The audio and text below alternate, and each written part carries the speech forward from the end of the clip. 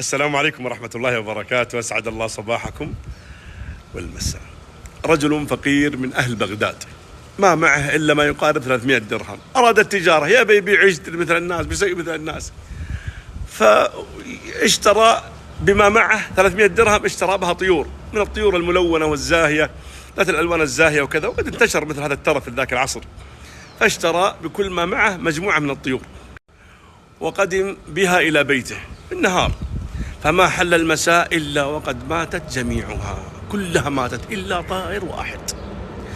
فركبه من الهم ونزل على قلبه من الهم ما كاد يصدع قلبه، ففزع إلى الصلاة وأخذ يصلي ويبكي، وفي سجوده كان يردد ويقول: يا غياث المستغيثين أغثني، يا غياث المستغيثين أغثني. وما زال يرددها